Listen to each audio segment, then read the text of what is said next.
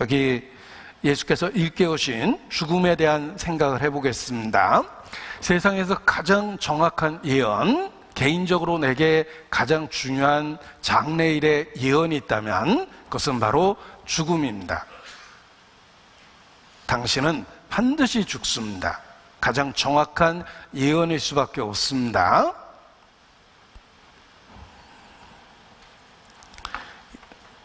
죽음과 관련한 이미지를 몇 가지 보여드리겠습니다.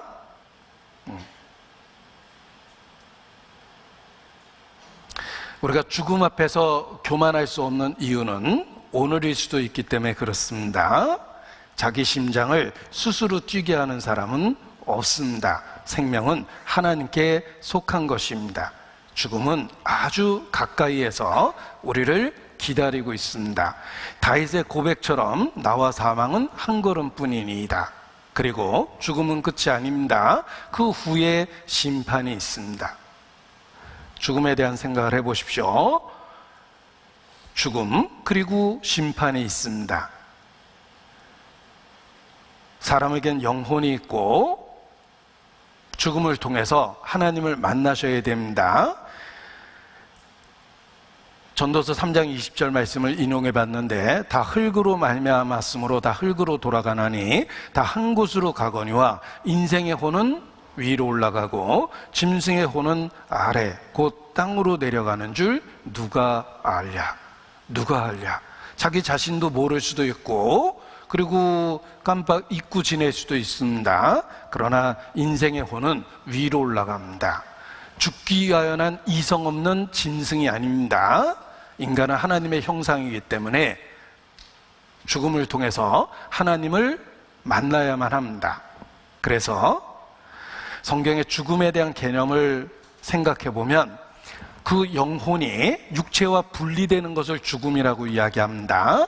그가 죽기에 임하여 그 혼이 떠나려 할 때에 아들의 이름을 베노리라 불렀으나 그 아비가 그를 베냐민이라 불렀더라. 여기 라헬이 죽을 때의 이야기인데 라헬의 죽음을 묘사하면서 그 혼이 떠나려 했다. 죽음은 혼이 육체와 분리되는 겁니다. 그리고 예수께서 그를 되살리셨을 때 표현은 예수께서 한 아이를 되살리실 때 그 영이 돌아와 아이가 곧 일어나거늘 이렇게 되어 있습니다. 따라서 죽음은 육체로부터 영혼이 분리되는 것입니다.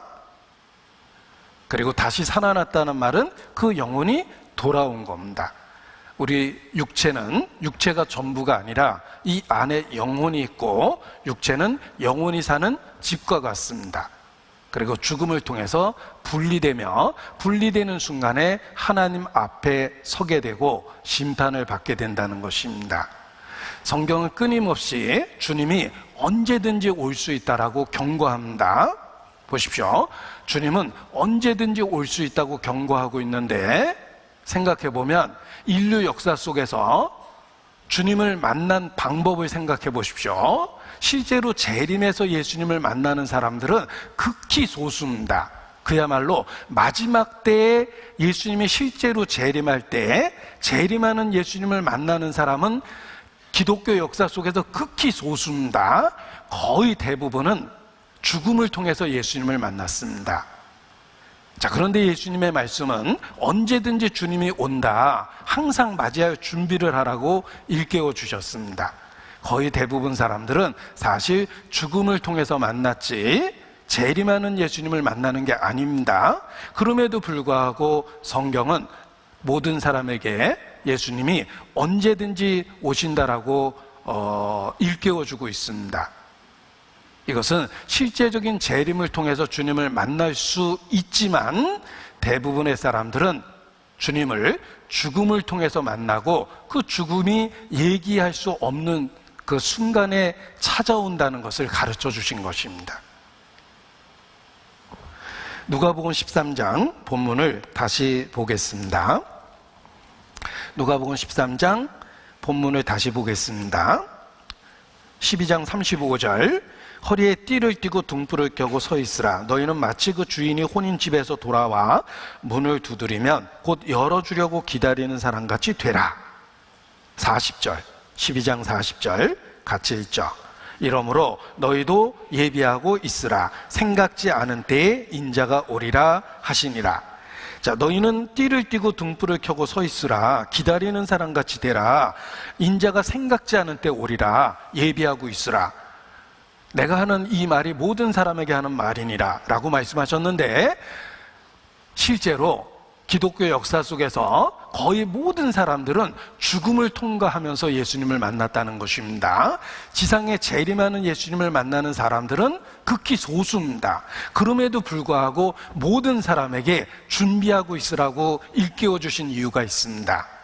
죽음이 그와 같다는 것입니다. 죽음은 내가 전혀 생각하지 못한 그 순간에 찾아올 수 있다는 것을 일깨워 주신 것입니다.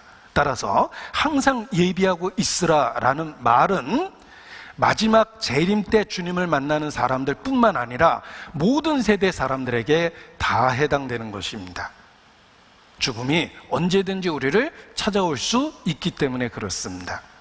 자, 죽음은 육체와 영혼이 분리되는 거다라고 말씀을 드렸는데, 여기 그림을 통해서 일깨워 드리겠습니다.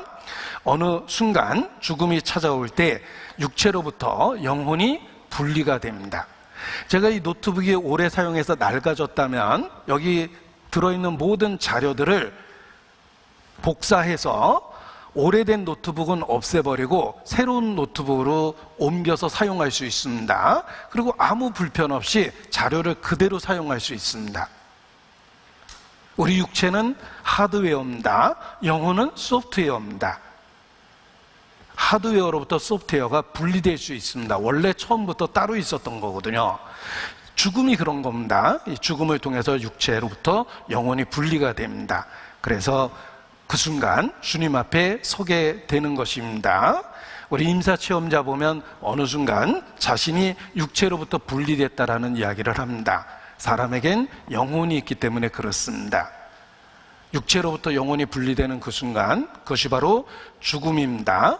여기 죽음만을 촬영해온 특별한 사진작가가 전시회를 열었는데, 살아있을 때와 죽을 때를 구별해서 전시회를 열었습니다. 어느 순간 죽음을 맞이했을 때, 살아있을 때와는 전혀 달라진다는 것을 확인할 수 있었다는 것입니다. 살아있을 때, 그리고 죽음이 찾아왔을 때를 구별해서 이렇게 사진전을 열었습니다. 죽는 그 순간 사진 촬영을 하고 살아있었던 때와 비교를 한 겁니다. 산자와 죽은 자, 그야말로 한 걸음뿐이니이다 라는 말처럼 순식간에 영혼이 분리되면 죽음이 찾아오는 것입니다. 죽음은 아주 가까이 있습니다.